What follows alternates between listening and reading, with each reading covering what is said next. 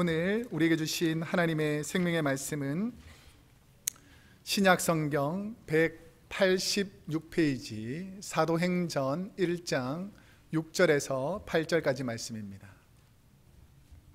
제가 하나님 말씀을 봉독해 드리겠습니다. 하나님 말씀을 경청하시기 바랍니다. 사도행전 1장 6절. 그들이 모였을 때에 예수께 여쭈어 이르되 주께서 이스라엘 나라를 회복하심이 이때니까 하니 이르시되 때와 시기는 아버지께서 자기의 권한에 두셨으니 너희가 알 바 아니요 오직 성령이 너희에게 임하시면 너희가 권능을 받고 예루살렘과 온 유대와 사마리아와 땅끝까지 이르러 내 증인이 되리라 하시니라. 아멘. 오늘은 사도행전 1장 6절에서 8절까지 말씀을 중심으로 나는 어떻게 살 것인가, 약간 좀 철학적이고 어려운 질문인데 우리 옆 사람에게 이렇게 한번 여쭤봅시다. 당신은 어떻게 살 생각입니까? 시작. 당신은 어떻게 살 생각이십니까? 예. 1부 때 물어보니까 아주 산뜻하고 시원한 대답을 하더라고요. 어떻게 살기를 원하신 줄 아세요? 잘 살고 싶습니다, 이렇게 말하더라고요. 하나님께서 우리에게 잘 살게 해주실 줄로 믿습니다. 세상에서 사는 것이 쉽지 않지만 하나님께서 우리를 잘 살게 해주시면 우리는 행복하게 복되게 살아갈 수 있다라는 것이죠. 저와 여러분, 우리가 이 땅에서 이민사회에서 살다 보니까 매일매일 너무 바쁘고 아침부터 저녁까지 일상이 너무나 바쁘고 힘들고 어렵다 보니까 내가 하루에 어떻게 살았는지 잘 모르고 그냥 하루하루 살아가는 경우가 많습니다. 특별히 일을 하거나 어렵고 힘든 일을 많이 하는 분들은 아침에 눈 뜨면 저녁에 잠잘 때까지 얼마나 빠르게 하루하루가 지나가는지 모릅니다. 그렇다 보니까 하루가 지나는 이 순간 속에서 내가 어떻게 살고 있는지, 내가 지금 제대로 살고 있는 것은 맞는지, 내가 하나님의 자녀라고 하는데 하나님 자녀답게 살고 있는지를 점검해 볼 시간도 없이 그냥 애 키우고 장가 시집 보내고 내가 노년이 되어 보니까 인생을 되돌아보니까 너무 짧더라는 거예요. 여러분, 의미 있는 삶을 사시기를 축복합니다. 하나님께서 허락하신 이 귀한 하루를 나는 어떻게 살아갈 것인가? 나에게 주어진 이 귀한 이 하루가 다시 돌아오지 않는데 이 귀한 하루를 내가 어떻게 의미 있고 참 보람 있게 살아갈 수 있을까를 생각해 보아야 합니다. 제가 한번 질문해 볼게요. 여러분은 요즘 무슨 생각을 많이 하면서 지내고 계십니까? 속으로 이렇게 후식후식 얘기하는데 가장 시원하게 대답해야 될 것은 주님 안에서 잘 살아가기를 축복합니다. 그럼 어떻게 잘 살아갈 수 있는가? 독일의 유명한 작가이자 시인인 에리히 캐스트너라는 사람은 인생을 설명할 때에 이렇게 설명하더라는 거죠. 요람과 무덤 사이에는 뭐가 있다고요? 고통이 있다. 그러니까 인생을 심각하게 연구하고 사람들 삶을 보니까 태어나면서부터 죽기 전까지 사람들은 고통으로 가득 차 있더라는 겁니다. 자, 그러면 성경에서도 인생이 왜 이렇게 고통스러운가라고 생각했던 욥이 한 말이 있습니다. 욥기 5장 7절 우리 한번 함께 읽어보겠습니다. 시작. 사람은 고생을 위하여 났으니 불꽃이 위로 날아가는 것 같으니라. 욥이 지금 1장부터 초반에는 늘 은혜를 받다가 2장, 3장에는 엄청 고난을 받거든요. 그러니까 5장쯤 이제 마지막에는 이렇게 고백하지 않는데 지금 한참 고난을 받는 이 5장에서는 야, 세상에 이렇게 고난이 많을 수 있는가 라고 생각하면서 나는 고난을 위해서 태어났구나, 마치 불꽃이 계속해서 피어오르듯이 내게는 고난이 이렇게 끝이 없냐 라고 생각하는 분들이 있더라는 것입니다. 요즘도 건강에 관심이 많지만 고대 그리스의 의학의 시조라고 불리는 히포크라테스라는 분이 어떻게 건강하게 사는가를 말할 때 건강의 4가지 요소를 말했습니다. 이분은 의사이고 의학자이기 때문에 건강을 생각할 때 깊이 연구하고 쓴 거예요. 첫 번째, 건강을 유지하려면 운동을 규칙적으로 해야 된다는 것입니다. 두 번째는 제가 잘 몰랐는데 마사지, 그러니까 근육을 잘 풀어주고 아픈데 풀어주고 이렇게 하면 또 건강히 오래 산대요. 그 다음 세 번째는 저녁 때 너무 많이 드시지 말고, 맛있는 기름기 있다고 너무 많이 드시지 말고 몸에 골고루 좋은 영양분을 잘 섭취해야지 건강히 사는데, 이 의학자가 한 가지 독특한 것을 4번째로 말했습니다. 뭐죠? 기도하는 사람이 건강하게 오랫동안 살 수 있다는 것입니다.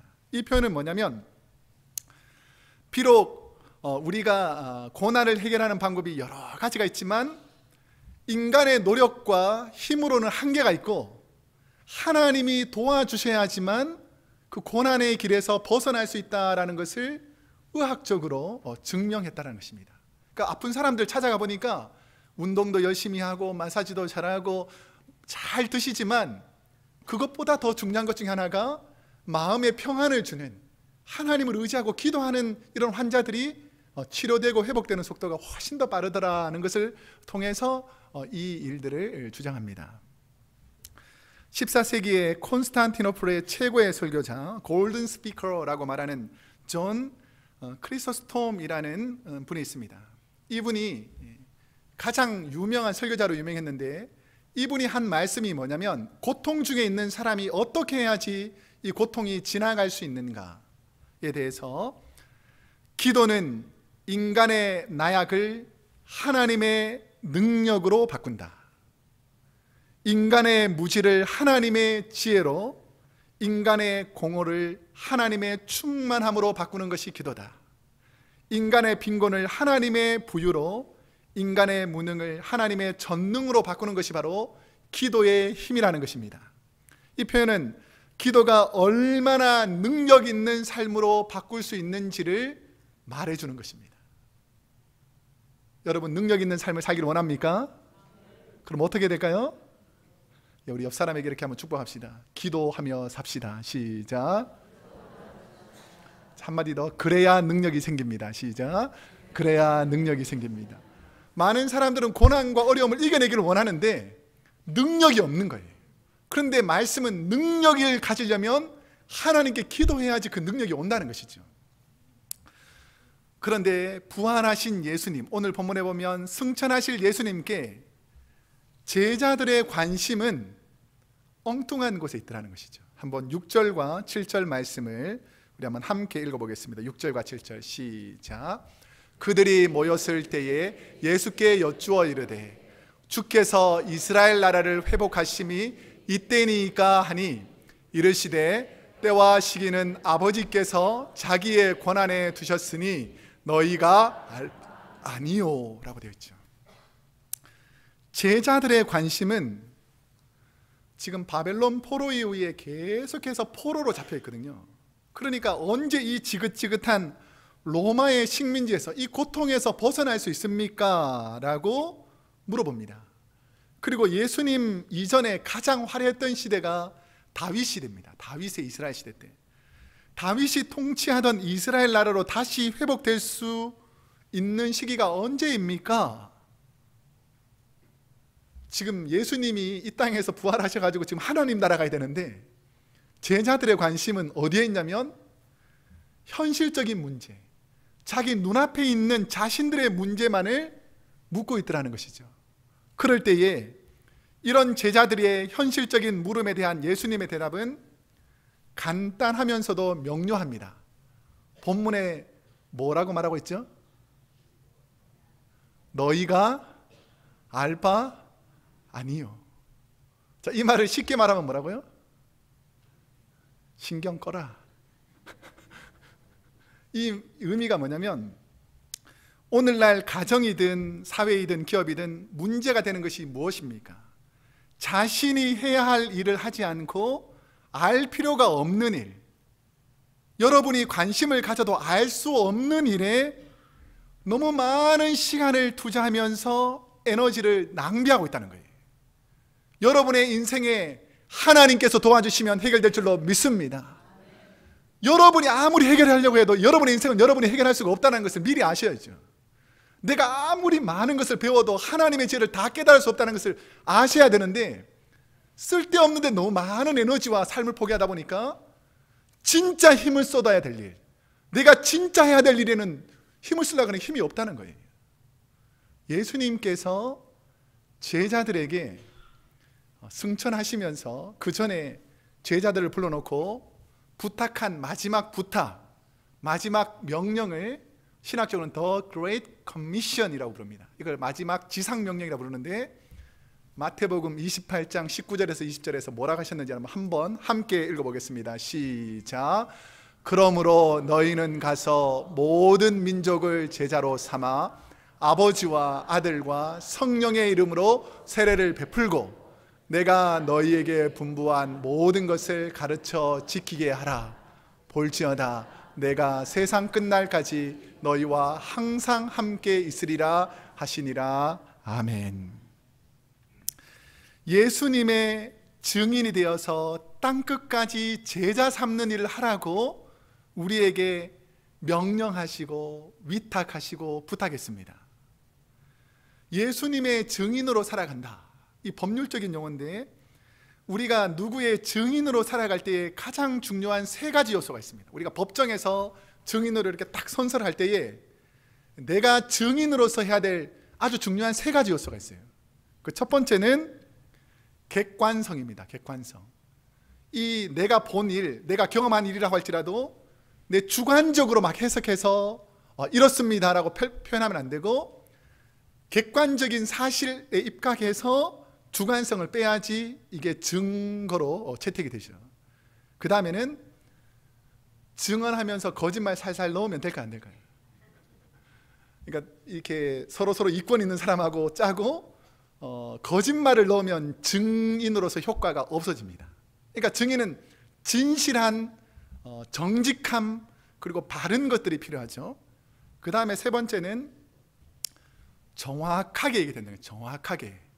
그 상황에서 기억이 막 흐려가지고 기억이 잘 안 나는데 막 이렇다 저렇다 이렇게 지어내면 안 되고, 그 상황을 정확하게 말할 수 있어야지만 이 사람을 증인이라고 채택합니다.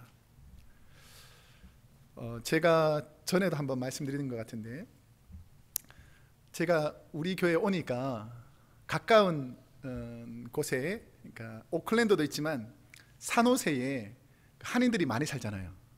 그래서 제가 한 번은 아내랑 같이 이렇게 장 볼 때 월요일 날 제가 이렇게 따라가가지고 옆에서 드라이브를 해줄 때가 있습니다.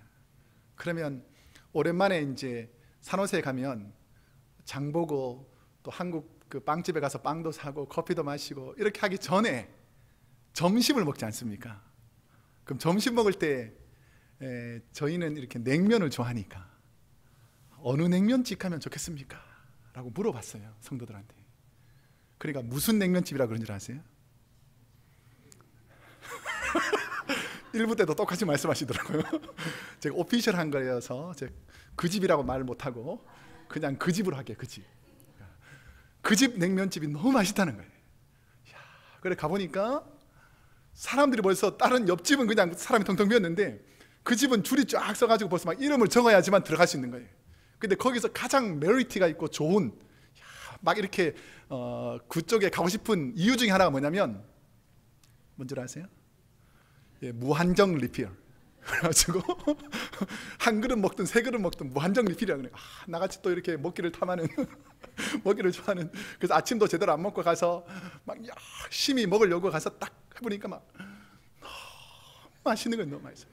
세상에 이렇게 맛있는 냉면집이 있구나 하면서 한 그릇 뚝딱 먹고 한 그릇 더 주세요 하면 보통 식당은 막 인상을 써요. 이렇게 막 이렇게. 근데 여기는 이렇게 다정하게 또 주고 또 눈치 보여야 세 그릇까지 먹으면 되나 이렇게 생각할 정도로 풍성하게 이렇게 많이 줬어요. 그런 다음에 제가 우리 집에 와서 많은 사람들에게 그 집 냉면은 진짜 맛있다 이렇게 막 하고 있다가 우리 친한 친구 목사님이 저희 집을 방문했어요. 그 산호세 가서 우리 냉면 드시면 좋겠습니다 라고 할 때 제가 어디로 데려갈까요? 예. 그 집으로 데려가죠. 왜 그럴까요? 내가 소문을 들어서 아는 것이 아니라 내가 가서 먹어보니까, 내가 경험해보니까 너무 맛있고, 다른 집에서 또 수가도로 만드는데 내가 경험한 그 사실들을 설명하는 것이 바로 증인이죠. 증인. 여러분도 마찬가지입니다. 내가 예수님을 모른다, 하나님을 경험하지 않다, 그러면서 하나님이 좋다, 하나님 이럴 것이다 라고 말하는 것과 내가 경험한 하나님, 내가 살아보면서 경험한 이 하나님을 말하는 것과는 그 말과 표현이 다르더라는 것입니다. 이 본문에서 말하는 증인이라는 헬라어는 마르투레스라는 단어입니다. 마르투레스. 그러니까 법률적인 증인과 약간 다릅니다. 이 마르터 할 때 마르투레스라는 단어는 순교자, 우리 마터라는 단어 있잖아요. 순교자, 마터. 그러니까 이 마터라는 말을 함께 포함하고 있습니다. 그러니까 순교자라는 마터라는 것은 뭐냐면 보고 듣고 경험한 것, 순교할 자세까지 되어 있는 사람을 말할 때 증인이라는 거예요. 그러니까 너가 이 증인으로 살아갈 때에 내가 목숨까지 내어놓고 증인을 증거할 수 있는 사람들을 오늘 본문에서 말하는 증인이라고 하더라는 것입니다. 그러면 초대교회 예수님의 증인들이 순교하기까지 전한 복음의 내용은 베드로, 스데반, 야고보 다 순교자들, 주님 앞에 순교했던 사도 바울이 목숨까지 내어놓으면서 순교한 그 순교의 복음의 핵심이 무엇인가 라고 하면 크게는 두 가지, 좀 넓게 보면 세 가지 간단한 내용인데, 첫 번째가 뭐냐면 십자가와 예수님의 돌아가심을 증거하셨다. 예수님이 왜 돌아가셨는가? 예수님이 왜 십자가를 지셨는가? 왜 십자가를 지셨죠? 우리의 죄 때문에 십자가를 지셨다. 그 다음에 그 십자가에 돌아가신 예수님께서 3일 만에 부활하셨다. 이 부활을 증거했습니다. 그래서 우리도 지금 이 땅에서 고난이 있어서 언젠가 하나님 나라 가게 되는데 그냥 죽음이 끝이 아니라 반드시 부활이 있다. 그럼 부활은 언제 이루어지는가? 주님이 다시 오는 재림 때에 이 부활이 이루어진다. 이 복음을 증거를 했습니다. 그런데 이 복음을 전했다고, 내가 예수님의 증인이 되었다고 해서 수많은 민족의 사람들이 역사를 살펴보면 예수 믿는 증인들을 얼마나 비참하게 무참하게 학살하고 죽인지 모릅니다. 바울을 비롯한 예수님의 제자들 모두 다 증인으로 살다가 순교당했습니다. 오늘날에도 복음과 신앙 때문에 얼마나 많은 기독교인들이 고통당하고 있는지 모릅니다. 조금 있으면 이제 영상을 보게 될 텐데, 그 영상에 보면 예수 믿는다고 뺨을 맞고 벌거벗김을 당하고 총살을 당하고 비참한 생활, 교회를 쳐들어가서 예수 믿는 사람을 다 죽여나가는 것들이 2000년 전, 100년 전이 아니라 오늘 우리가 살고 있는 2015년 지금 이 시점에도 일어나고 있는 일들이 바로 순교자 증인들의 삶이라는 것이죠. 우리 한번 영상을 통해서 이 증인들이 어떻게 사는지, 우리가 어떻게 해야 되는지를 한번 보도록 하겠습니다.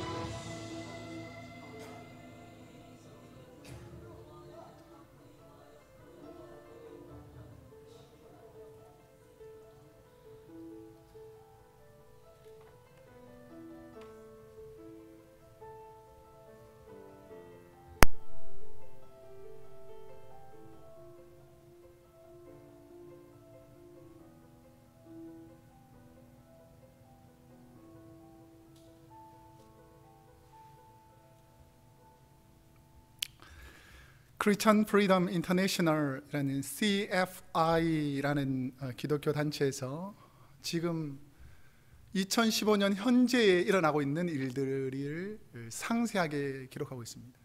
우리는 지금 예배를 드리는 이 순간에도 예수 믿는다는 그 한 가지 이유 때문에 수많은 기독교인들이 아주 비참한 죽음을 당하고 있다는 것입니다.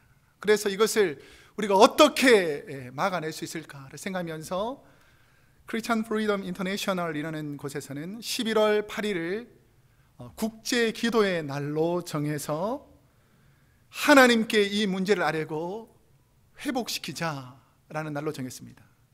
그래서 예수 그리스도에 대한 신앙 때문에 박해받는 기독교인들의 안전을 위해서 모든 세계에 있는 교인들이 함께 기도에 동참해 달라고 부탁하고 있습니다.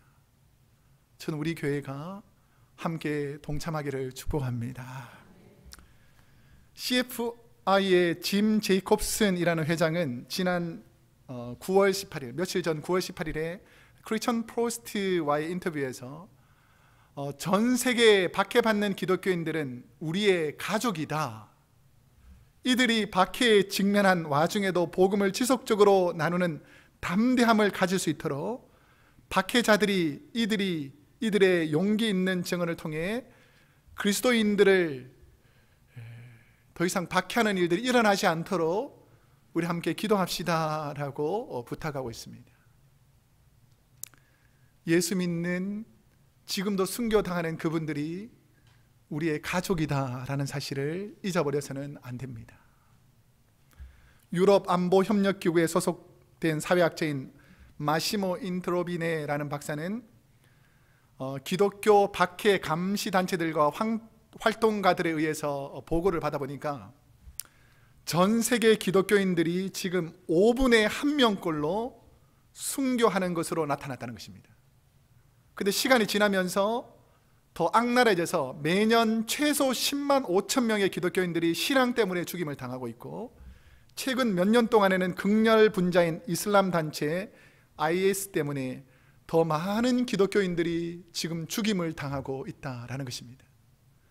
무슨 잘못을 했거나 자기랑 적대 관계가 있거나 이런 것이 아니라 예수 믿는다는 그 한 가지 이유 때문에 지금 온 세계가 마지막 요한계시록에 있는 그 스토리처럼 죽이고 학살하고 거짓으로 이 사람들을 몰아가고 있다는 것입니다. 그런 고난과 순교의 삶 속에서도 초대교회 성도들과 오늘날 순교의 현장에서도 복음이 급속하게 확장되면서 증인으로서의 삶을 산 예수님의 증인들, 그들은 무슨 힘이 있었기에 도대체 예수님의 증인들이 죽음을 두려워하지 않고 복음을 증거하는 증인의 삶을 살게 되었겠습니까? 여러분 자세히 보세요. 오늘 인터넷에 가서 서칭해 보세요. 기독교가 확장되고 있는 나라가 미국과 유럽이 아닙니다. 지금 가장 복음이 확장되고 있는 나라가 순교와 핍박이 일어나고 있는 이 중동 지역에 복음이 급속도로 확산되어 가고 있다는 사실이죠. 순교자의 피는 절대로 헛되지 않은 줄로 믿습니다. 세상의 모든 것들은 그것을 움직이게 하는 파워, 힘이 있습니다. 모든 사물은 그 물체를 움직이게 하는 파워, 힘이 있어야 움직입니다. 아무리 성능이 좋은 스마트폰이나 기계도 전원이 다 되어서 파워가 나가면 다시 그것을 움직이게 하는 힘이 충전되기 전까지는 그 기계는 겉모양은 멀쩡해도 힘이 없으면 아무 움직임이 없다는 것이죠. 사람도 그 사람을 움직이게 하는 힘, 파워가 있어야 합니다. 그것은 단지 체력적인 힘뿐 아니라 그 사람들의 마음 속에서 시작되는 마음의 동기, 내가 순교까지 할 수 있는 것이 그냥 되는 것이 아니라 내 안에 무슨 역사하는 것이 있을 때에 주님의 증인으로서 살아가더라는 것이죠. 예수님의 증인은 세상의 소리와 세상의 것에 따라서 움직이는 사람들이 아니라 예수님의 증인으로 살아가면서, 좀 전에 보셨겠지만 너 예수 믿냐? 예수 믿습니다 하니까 바로 뺨을 때려버리잖아요. 너 예수 믿냐? 예수 믿는다 하니까 막대기로 막 때리기 시작하잖아요. 너 예수 믿냐? 예수 믿는다고 하니까 불로 다 태워 죽입니다. 너 예수 믿냐? 예수 믿는다고 하니까 총으로 머리에 총구를 거두고 있습니다. 그럼에도 불구하고 나는 예수 믿습니다라고 오늘날 증가하는 수많은 순교자의 피가 있기 때문에 복음이 전해지는 겁니다. 자, 그러면 도대체 그분들에게는 어떤 것이 그 마음속에서 역사했길래 죽음을 두려워하지 않고 복음을 전하는 일을 했을까? 오늘 본문 8절 말씀에 보면 그 이유가 나옵니다. 한번 읽어보겠습니다. 시작. 오직 성령이 너희에게 임하시면 너희가 권능을 받고 예루살렘과 온 유대와 사마리아와 땅끝까지 이르러 내 증인이 되리라 하시니라. 예루살렘에 핍박이 있었죠. 온 유대에 핍박이 있었죠. 지금 이스라엘에 있는 사마리아 땅에 핍박이 있고 이제는 땅끝까지 증인되기 위해서 순교자의 피들이 흐르고 있다라는 것입니다. 본문에서 예수님이 증인이 되도록 하는 힘의 원동력, 성령이 임재하고 권능을 받을 때에 오늘 본문에 보면 오직 성령이 너희에게 임하시면, 여기서 너희에게라고 할 때 이 에게라는 단어는 헬라어로 F라는 단어입니다. F. 근데 F라는 단어는 위에서라는 뜻이 있습니다. 위에서. 그러니까 내가 주님의 증인으로 살아가고 성령 충만한 것이 내가 찬송가 몇 번 부르고 내가 기도 몇 번에 생기는 것이 아니라 내가 하나님 앞에서 성령 충만을 갈구할 때 하나님께서 위에서 성령 충만을 주실 때에 그때 증인의 삶을 살기 시작하더라는 것입니다. 예수님의 증인으로서의 삶을 살도록 하는 힘은 부족한 우리의 의지나 순간적인 감정에서 시작되는 것이 아니라 하나님께서 능력과 권능을 주실 때 이런 일들을 할 수 있더라는 것입니다. 그러면 어떤 사람이 이런 일들을 할 수 있는가? 구약시대에 보면 이스라엘 백성들이 타락한 죄악의 문화의 길을 걷고 있을 때에 너희가 이렇게 살면 안 됩니다 라고 하나님 앞에 헌신한 사람이 많이 있는데 그 중에 예레미야서 20장 9절 우리 한번 함께 읽어보겠습니다. 시작. 내가 다시는 여호와를 선포하지 아니하며 그의 이름으로 말하지 아니하리라 하면 나의 마음이 불붙는 것 같아서 골수에 사무치니 답답하여 견딜 수 없나이다. 골수에 사무칠 정도로 내가 이 영혼들 지옥불에 떨어져서 영원히 불타는 그 지옥불에 떨어가는 그 영혼을 보니까 너무 마음이 아파서 골수에 사무칠 정도로 내 가슴이 뜨거워져서 이 복음을 증가하지 않을 수 없다라고 예레미야가 고백했다는 것입니다. 오늘날 전교적으로 퇴보의 길을 걷고 있는 이 미국 사회의 아픔을 생각하면 참으로 가슴이 아픕니다.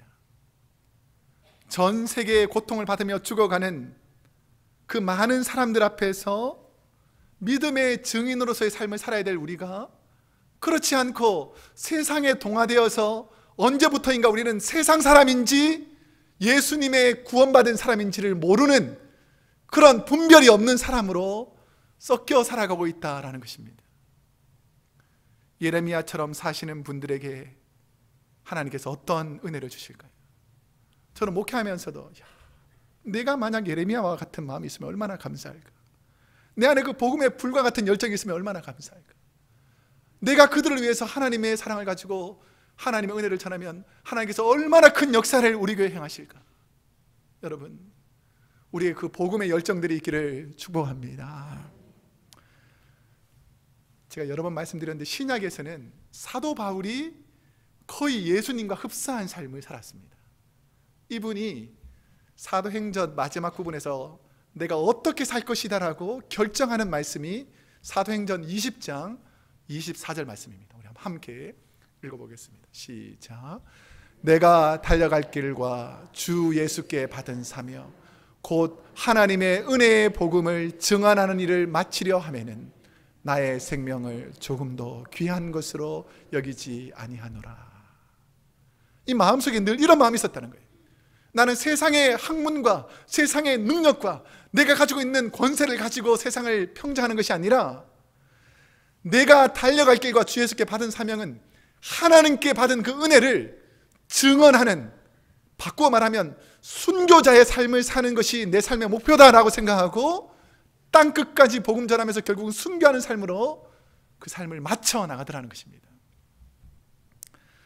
사랑하는 성도 여러분, 저와 여러분의 삶에는 어느 정도 예수님을 닮은 주님의 증인의 모습이 있습니까? 오늘날 교회가 사회로부터 존경받지 못하고 심지어 비난을 받는 이유가 무엇이겠습니까? 예수님을 너무 잘 믿고 주님의 증인의 삶을 잘 살면서도 이런 비난을 받겠습니까? 아니라는 것이죠.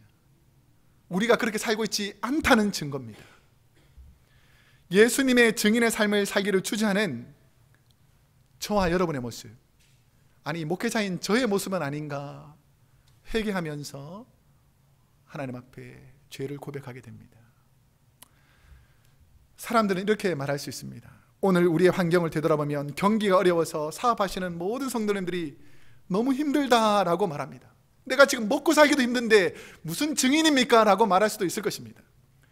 회복되지 않는 경제 상황에 마음이 무거워져서 앞으로 미래는 어떻게 하고 내가 증인의 삶을 살겠습니까? 라고 생각할 수도 있습니다.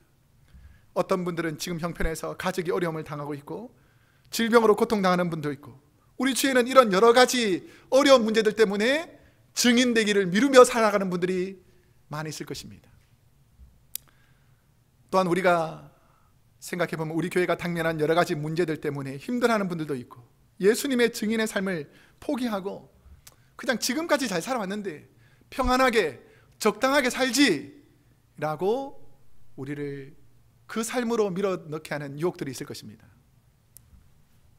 그런데 우리가 한번 깊이 생각해 볼 것이 있습니다.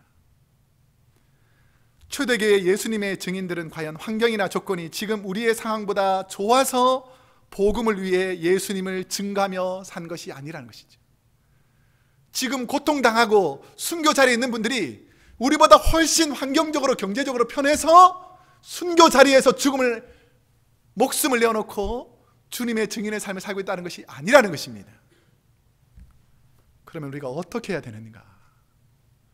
초대교회 믿음의 선배들, 오늘날 증인들의 삶을 살기 위해서는 성령 충만한 삶을 늘 추구하면서 언젠가 나에게 이런 증인의 삶을 요구하는 그 고난이 왔을 때에도 내 안에 육신적인 생각과 사망의 생각이 아니라 성령의 충만함으로 복음으로 이 어려움을 이겨낼 수 있는 증인들이 되기를 축복합니다. 저는 우리 크로스웨이 교회의 모든 귀한 성도님들이 하나님께서 한량없이 부어주시는 성령의 충만함을 받기를 소원합니다. 성령 충만함이 있지 않으면 절대로 이런 일들을, 이런 고난들을 이겨낼 수 없기 때문입니다. 여러분의 자리에서 복음의 증인의 삶을 살아야 한다는 것이죠. 초대교회 사도들이 예수님의 증인으로서 살다가 죽음 앞에서도 당당하게 멋지게 순교의 자리에서 믿음을 지켰다라는 것입니다. 이제 말씀을 맺겠습니다. 언제 하나님의 나라가 이 땅에 이루어질까요? 언제 하나님의 나라가 이 땅에 이루어지는지 성경에 분명히 말씀하고 있습니다. 대부분 사람들은 때와 시간이 없다, 모른다 라고 말하는데 예수님께서 분명히 말씀한 구절이 있습니다. 마태복음 24장 14절 우리 함께 읽겠습니다. 시작. 이 천국 복음이 모든 민족에게 증언되기 위하여 온 세상에 전파되리니 그제야 끝이 오리라. 복음이 땅 끝까지 증거되면 그때는 하나님의 나라가 이 땅에 임한다라는 것입니다. 그것은 두 가지가 있어요. 내가 이 땅에서 생명을 다해서 눈을 감으면 주님 앞에 서게 됩니다. 예수님께서 이 땅에 오실 때에 살아있는 사람들이 주님 앞에 서게 됩니다. 제가 한국 장로회 신학대학원 졸업반 때 한국을 위해서 순교한 선교사님들의 묘역이 있는 양화진 순교기념관, 절두산 순교기념관을 우리 동기들과 함께 방문한 적이 있습니다. 그곳에는 한국의 복음을 전해준 의료 선교사인 존 헤론과 아펜젤러를 비롯해서 이런 유명한 선교사님 외에도 아버지, 어머니를 따라서 이름 없이 빛 없이 살던 이 조선 땅에 선교사의 자녀들로 온 그 자녀들의 무덤까지 있었습니다. 이름 없던 조선 땅의 복음의 증인으로 살면서 우리 오른쪽 그림에서 보면 순교에 대해서 이렇게 기록하고 있습니다. 순교, 그리스도를 향한 사랑의 증언. 여러분이 하나님의 은혜로 구원받아 사랑으로 인해서 천국 가는 그 사랑받은 사람은 주님이 날 사랑하신다라는 것을 증언하면서 사는 것이 바로 순교다라고 고백하다라는 것입니다. 이런 좋은 환경임에도 불구하고 예수님의 증인이 되기란 쉽지 않습니다. 하지만 예수님의 증인으로 복음을 우리에게 전하여 준 믿음의 조상들의 헌신과 순교의 피로 우리가 구원을 받았다면 그 구원의 사랑을 믿지 않는 영혼에게 전할 그 다음 예수의 증인은 누가 되어야 되겠습니까? 저와 여러분이 되기를 축복합니다. 기도하겠습니다.